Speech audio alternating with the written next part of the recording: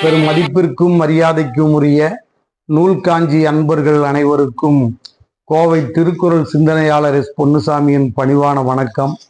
இன்று திருக்குறளில் மழையை குறித்தும் அது தொடர்பான தங்கி இருக்கின்ற இடங்களை வள்ளுவ பெருந்தகை திருக்குறளில் எங்கெங்கு காண்பித்திருக்கிறார் என்று பார்த்து கொண்டு வருகிறோம். கிட்டத்தட்ட 3 பதிவுகள் நீர், மழை இவற்றை குறித்து செய்திருக்கிறோம். இது பொருட்பாலில் இறுதி பகுதியாகும். இதில் அவர் நீர் எங்கே எங்கே இருக்கிறது, அதனுடைய தன்மை என்ன, அதை கொண்டு நமக்கு என்ன உவமை சொல்லி இருக்கிறார் என்பதை நாம் இப்பொழுது பார்க்கலாம். 89வது அதிகாரம் உட்பகை. இதில் முதலிலேயே நிழல் நீரும் இன்னாத இன்னா, தமர் நீரும் இன்னவாம் இன்னா செய்யின் என்று சொல்கிறார்.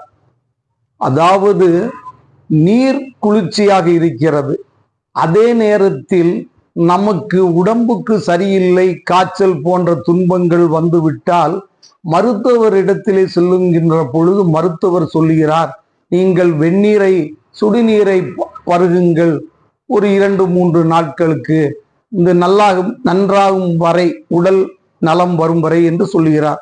நீர் குளிர்ச்சியாக இருந்தாலும் நமக்கு பயன்படாத சமயத்தில் அது துன்பம் தருகிறது, விலக்கிவிட வேண்டும். அதுபோல சுற்றத்தார் உறவினராக இருந்தாலும் கூட உட்பகை இருக்கும் என்று சொன்னால் அதுவும் துன்பம் தரும், விலக்கிவிட வேண்டும். நிழல் நீரும் இன்னாத இன்னா, தமர் நீரும் இன்னனாவாம் இன்னா செய்யின் என்று சொல்கிறார். இது எடுத்துக்காட்டு உவமை அணியில் வரக்கூடிய குறளாகும். இதே அதிகாரத்தில் உட்பகையில் இன்னொரு அழகான குறள் இருக்கிறது, அதையும் சொல்லி அடுத்த பகுதிக்கு சென்று விடலாம் என்று நினைக்கிறேன். உடம்பாடு இல்லாதவர் வாழ்க்கை குடங்கருள் பாம்போடு உடன் உறைந்தற்று என்று ஒரு அழகான உவமை இந்த உட்பகையிலே சொல்கிறார். ஒருவரோடு ஒருவர் நாம் பழகி இருக்கிறோம், அதே நேரத்தில் இருவருக்கும் உள்ள ஒற்றுமை இல்லை, உடன்பாடு இல்லாமல் இருக்கிறோம். அந்த தன்மை ஒரு குடிலில் பாம்பும் இருக்கிறது, நாமும் இருக்கிறோம் என்று சொன்னால் இப்படி இருக்கும். உடன்பாடு இல்லாதவர் வாழ்க்கை குடங்கருள் பாம்போடு உடன் உறைந்தற்று என்று சொல்கிறார். பொது தன்மை தொகை உவமையணி என்று வாசுப மாணிக்கனார் இலக்கணத்தில் குறிப்பிடுகிறார். அடுத்து 93வது அதிகாரம் கல்லுண்ணாமை. இதிலே உட்கப்படார் ஒளி இழப்பர் எஞ்ஞான்றும் கற்காதல் கொண்டொழுகுவார் என்று அந்த அதிகாரத்தை துவங்குகிறார். அதிலே கலித்தானை காரணம் காட்டுதல் கீழ்நீர் குளித்தானை தீத்துரியை ஏற்று என்று சொல்லுகிறார். வள்ளுவ பெருந்தகை இந்த குறளிலே மிக முக்கியமான விடயத்தை சொல்லுகிறார். ஒரு மனிதன் கல் குடித்து ஒரு கெட்ட பழக்கத்திலே மூழ்கி விட்டான் என்றால் அவனை சொல்லி திருத்துவது என்பது, குளத்திலே மூழ்கிய ஒருவரை தீ விளக்கு கொண்டு தேடினால் எப்படி இருக்கும் அதற்கு ஒக்கும் என்று வாசுப மாணிக்கனார் குளம் என்று இந்த குறளுக்கு சொல்கிறார். கலித்தானை காரணம் காட்டுதல் கீழ்நீர் குளித்தானை தீத்துரியற்று. நாம் என்னதான் அவனுக்கு புத்திமதி சொன்னாலும் அது குளத்திலே மூழ்கின்ற ஒருவனை தீ விளக்கு கொண்டு தேடினால் எப்படி இருக்குமோ அது போன்ற தன்மை உடையது என்று ஒரு ஓமையோடு குறிப்பிடுகிறார். அடுத்து 99வது அதிகாரம் சான்றாண்மை. கடனென்ப நல்லவை எல்லாம் கடனறிந்து சான்றாண்மை மேற்கொள்பவர் என்று இந்த அதிகாரத்தை துவங்குகின்ற வள்ளுவ பெருந்தகை, ஊழி பெயரினும் தாம் பெயரார் சான்றாண்மைக்கு ஆழி எனப்படுவார். இந்த இடத்திலே ஆழி என்றால் கடல். ஊழி காலத்தினுடைய வேறுபாடுகளே நேர்ந்தாலும் கூட சான்றாண்மை உடைய மேலோர்கள் நல்லவர்கள் தாம் அதிலே இருந்து நிலை தளர மாட்டார்கள். கடல் போல் மிகப்பெரிய துன்பங்கள் வந்தாலும் அவற்றிலே இருந்து அவர்கள் மாறுபட மாட்டார்கள் தங்களுடைய கொள்கையிலிருந்து என்று சொல்கிறார். ஊழி பெயரினும் தாம் பெயரார் சான்றாண்மைக்கு ஆழி எனப்படுவார் என்று குறிப்பிடுகிறார். அடுத்து 104வது அதிகாரம் உழவு.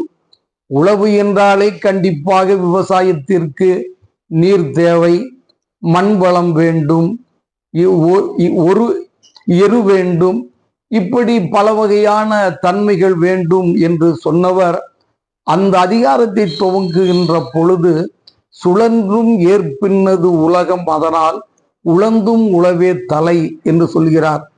நீங்கள் மனுஸ்மிருதி போன்ற நூல்களிலே பார்த்தால் உழவு தொழிலுக்கு சரியான அங்கே ஒரு மதிப்பீடு இல்லாமல் இருக்கும். ஆனால் திருக்குறளிலே வள்ளுவ பெருந்தகை நீங்கள் என்னதான் தொழில்கள் செய்தாலும் அந்த தொழில் செய்கின்ற அனைவருக்குமே, துறவிகள் உட்பட அனைவருக்குமே உணவை தரக்கூடியது உழவன். அதனால் அந்த உழவு தொழில்தான் தலையானது, தலை என்று குறிப்பிடுகிறார்.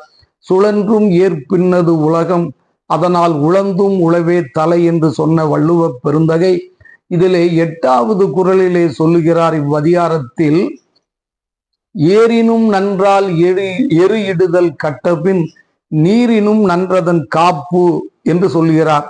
ஒரு உழவு தொழிலை ஏர் இடுதல், அதன் பின் நீர் பாய்ச்சுதல், களை பறித்தல், காத்தல், ஒன்றுக்கு ஒன்று தேவை.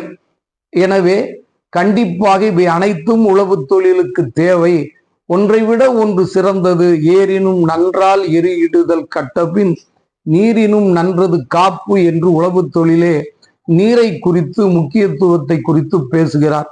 அடுத்து இரவச்சம் 107வது அதிகாரத்தில் கரவாது உவந்து ஈயும் கண்ணனார் கண்ணும் இரவாமை கோடியுறும் என்று அந்த அதிகாரத்தை துவங்குகிறார்.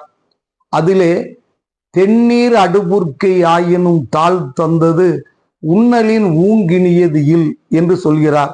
ஒரு மனிதன் முயற்சியால் உழைத்து சம்பாதிக்கின்ற பொழுது அந்த உழைப்பின் மூலமாக வரக்கூடிய கஞ்சியாக இருந்தாலும் அது பருகி உண்பதற்கு அதுதான் சிறந்தது. ஒருவரிடத்திலே சென்று இரவாமை நன்கு என்பதற்காக தென்னீர் அடுபுர்க்கை ஆயினும் தாழ் தந்தது உன்னலின் ஊங்கினியது இல் என்கின்றார். தென்னீர் என்றால் தெளிந்த நீர் என்று பொருள். இதனை நெல்லை மாவட்டத்து பகுதியிலே நீஸ்கண்ணி என்று சொல்லுவார்கள். அடுத்த குறளிலே சொல்லுகிறார், ஆவிற்கு நீரென்று இறப்பினும் நாவிற்கு இரவின் இழிவந்தது இல் என்று குறிப்பிடுகிறார். ஒரு பயணி மாட்டு வண்டியோடு வளமையான பகுதியிலே தான் அவர் சென்று கொண்டிருக்கிறார். திடீரென்று மதிய வேளை வந்துவிட்டது. மாட்டிற்கும் தண்ணீர் தேவைப்படுகிறது, தனக்கும் தேவைப்படுகிறது. அந்த சூழ்நிலையில் அவர் முன்கூட்டியே திட்டமிட்டு வருகின்ற வழியிலே குளம் அல்லது கிணறு இவைகளிலே பார்த்து நாம் அந்த தண்ணீரை வாங்கி பசுவிற்கும் நாமும் பருக வேண்டுமே ஒழிய பசுவிற்கு தண்ணீர் வேண்டும் என்று ஒருத்தரிடத்திலே கேட்பது கூட அது இழிவான தன்மை என்று இரத்தலை குறித்து மிக கடினமாக சொல்லுகின்ற குறள் இது. ஆவிற்கு நீர் என்று இறப்பினும் நாவிற்கு இரவின் இழிவந்ததில் என்று சொல்லுகிறார். இதிலே வள்ளுவ பெருந்தகை எடுத்து கையாண்டுள்ள வார்த்தை மிகவும் உற்று நோக்கத்தக்கது. ஆவிற்கு, நாவிற்கு, இப்படி திருக்குறளிலே அழகான வார்த்தைகளை கொண்டு அமைத்திருப்பது மிகவும் ஒரு சிந்திக்கத்தக்கதாகும். இது போன்று பொருட்பாலிலே தண்ணீரை குறித்து இதுவரை 4 பதிவுகளிலே பார்த்திருக்கிறோம். இனி அடுத்து காமத்துப்பாலில் நீரை குறித்து வள்ளுவ பெருந்தகை எவ்வாறெல்லாம் சொல்லி இருக்கிறார், நம்முடைய வாழ்க்கைக்கு அது எப்படி பயன்படும் என்பதை அடுத்த பதிவில் பார்க்கலாம்.